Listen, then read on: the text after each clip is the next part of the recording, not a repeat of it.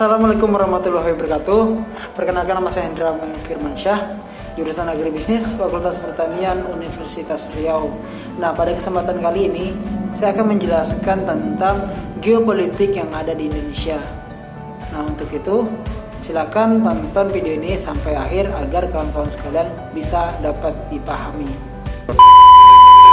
Nah, untuk yang pertama kita akan membahas tentang pengertian dari apa yang dimaksud dari geopolitik. Nah, di sini saya akan mengambil beberapa pengertian dari beberapa ahli, yaitu pengertian geopolitik menurut Frederick Ratzel tahun 1997. Nah, Frederick Ratzel ini merupakan tokoh yang terkenal mempunyai teori geopolitik. Pendapat dari Frederick Ratzel ini juga disebut dengan teori ruang. Nah, Ratzel mengatakan bahwa negara dalam hal-hal tertentu dapat disamakan dengan organisme, yaitu mengalami fase kehidupan dalam kombinasi dua atau lebih antara lahir, tumbuh, berkembang, dan mencapai puncak surut kemudian mati. Dan yang kedua, menurut Karl Honshofer tahun 1996 sampai 1946.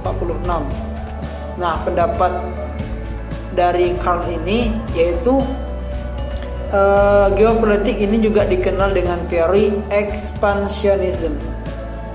Jadi expansionismnya ini mengajarkan paham geopolitik sebagai ajaran ekspansionisme dalam bentuk politik geografi yang mempunyai titik berat pada persoalan strategi perbatasan. Dan yang ketiga ada Sir Harold Mackinder. Nah, Mackinder ini merupakan penganut teori kekuatan yang mencetuskan wawasan benua sebagai konsep pengembangan kekuatan darat. Teorinya menyatakan bahwa barang siapa menguasai daerah jantung atau heartland, yaitu benua di bumi seperti Eropa, Asia, akan dapat menguasai pulau-pulau yang ada di dunia dan pada akhirnya akan menjadi penguasa dunia. Nah, itu sekilas dari pengertian geopolitik menurut para ahli. Nah, jadi bisa kita simpulkan bahwasanya kalau misalnya dalam bahasa Indonesia, geopolitik itu berasal dari kata geo, di mana politik dan geo berarti bumi, politik berarti kesatuan masyarakat. Jadi kalau misalnya kita gabungkan, geopolitik bisa juga disebut dengan wawasan Nusantara. Nah, kita masuk ke pembahasan selanjutnya, yaitu faktor-faktor yang mempengaruhi wawasan Nusantara, yaitu ada 3. Nah, di sini saya membagi atas 3 faktor, di mana faktor yang pertama itu faktor wilayah. Nah, faktor wilayah ini atau juga disebut dengan asas kepulauan, di mana kalau misalnya kita lihat dari bahasa Italia yang berarti archipelagos. Nah, istilah archipelagos ini berarti wilayah lautan dengan pulau-pulau di dalamnya.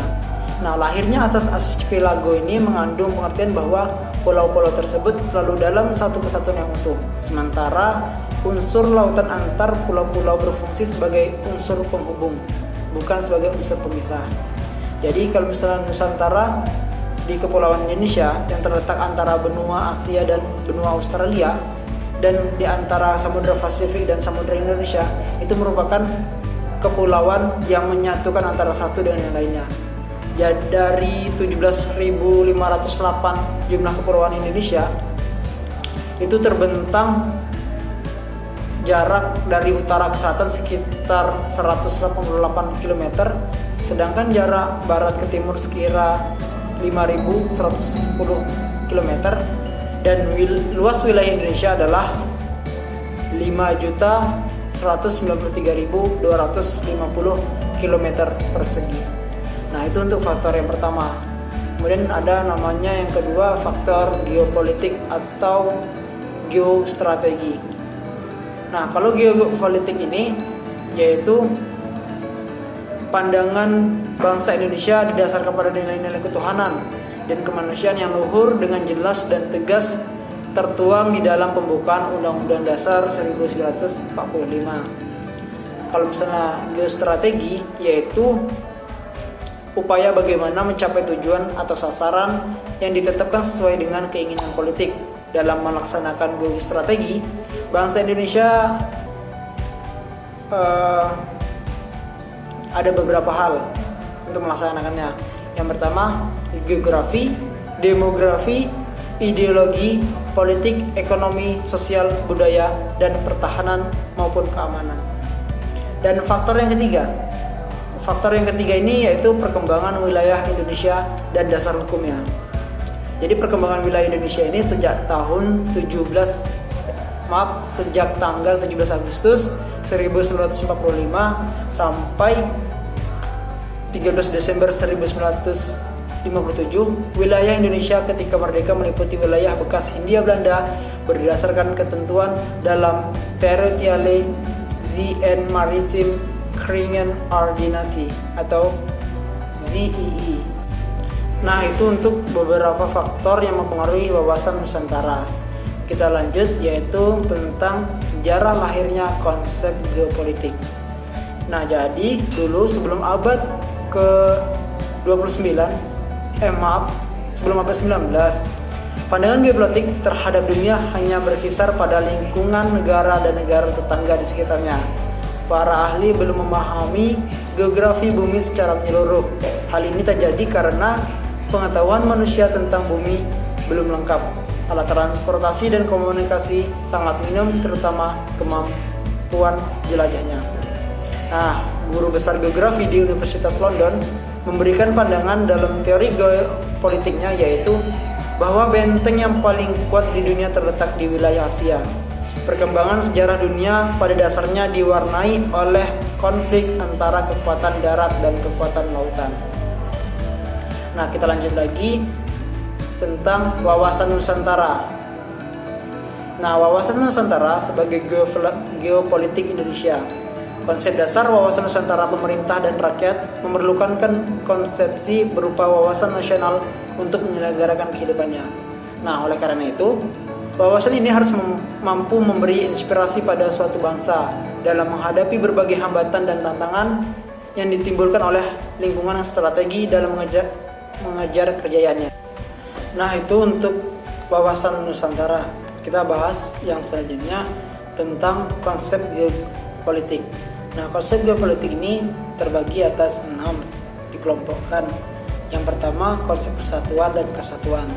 Nah, konsep persatuan dan kesatuan ini mengandung makna segenap komponen bangsa untuk bersatu karena bangsa Indonesia yang heterogen dan majemuk serta hidup di dalam wilayah kepulauan negara Kesatuan Republik Indonesia.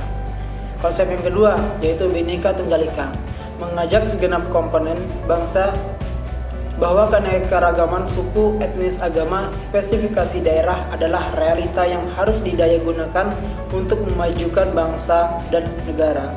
Konsep yang ketiga yaitu konsep kebangsaan, mengajak segenap komponen bangsa untuk memiliki persepsi yang sama tentang kebangsaan Indonesia, bahwa bangsa Indonesia lahir karena adanya kehendak segenap komponen bangsa yang terdiri dari kelompok-kelompok masyarakat yang heterogen dan majemuk untuk bersatu.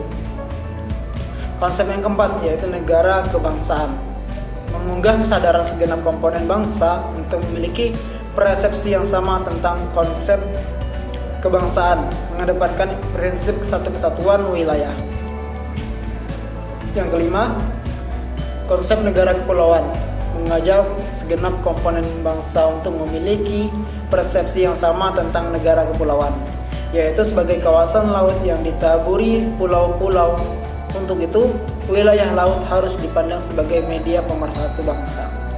Yang terakhir, konsep geopolitik, mengajak seluruh komponen bangsa untuk memiliki persepsi yang sama tentang konstelasi geografi Indonesia, yang posisi strategis Indonesia antara dua kawasan besar dunia, Samudra Hindia dan Pasifik, dengan sumber kekayaan alamnya yang merupakan suatu potensi, dan masyarakat Indonesia bisa memanfaatkan dan menjadikan kerawanan jika bangsa dan masyarakat Indonesia tidak mampu memanfaatkannya.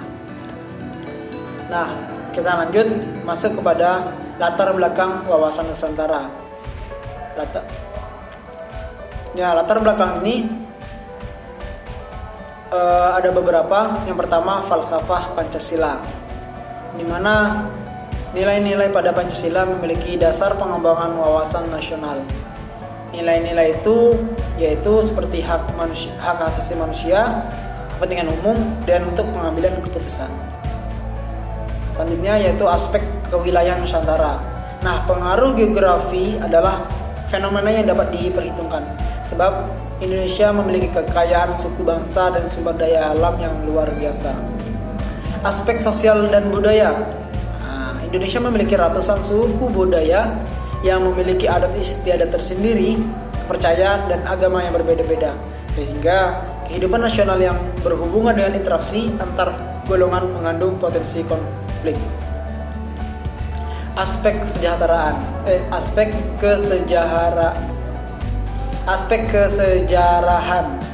yaitu Negara Kesatuan Republik Indonesia merupakan persepsi nasional Indonesia diwarnai oleh pengalaman sejarah yang tidak ingin terulangnya perpecahan di dalam negara Indonesia. Nah, itu untuk latar belakang wawasan Nusantara. Lanjut lagi, kita masuk kepada kedudukan wawasan Nusantara. Nah, jadi kedudukan wawasan Nusantara ini ada 5. Yang pertama jelas Pancasila sebagai dasar negara, kemudian Undang-Undang Dasar tahun 1945, kemudian wawasan nasional dengan sebagai visi nasional, dan ketahanan nasional sebagai konsepsi nasional, dan yang terakhir GBHN sebagai politik dan strategi nasional. Nah, kita masuk pada fungsi wawasan Nusantara. Nah, wawasan Nusantara memiliki berfungsi sebagai dorongan rambu-rambu serta motivasi dalam menentukan segala kebijakan, perbuatan, keputusan, dan tindakan bagi penyelenggara negara dalam kehidupan bermasyarakat, berbangsa, dan bernegara. Nah, jadi dari sudah beberapa yang disebutkan tadi, kita bahas tentang wawasan Nusantara. Kita masuk di materi terakhir, yaitu tujuan wawasan Nusantara. Nah, tujuan wawasan Nusantara itu terdiri atas 2 sebenarnya, tujuan nasional dan tujuan secara umum.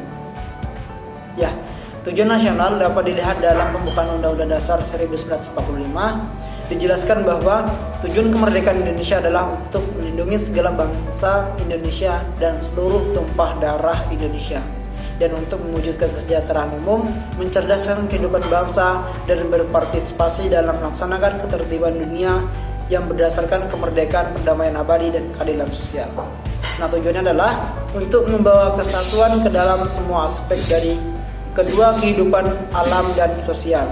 Dapat disimpulkan bahwa tujuan bangsa Indonesia menjunjung tinggi kepentingan nasional dan kepentingan daerah untuk mengatur dan membina kesejahteraan, perdamaian, dan bangsawan dan martabat manusia di seluruh dunia. Nah, mungkin itu kesempatan pada kali ini kita tentang geopolitik Indonesia. Mungkin banyak hilaf dan salah, saya mohon maaf atas pengucapan. Semoga tidak mengurangi esensi dari pembelajaran. Saya juga sebagai pembelajar mohon dikoreksi jika ada kesalahan.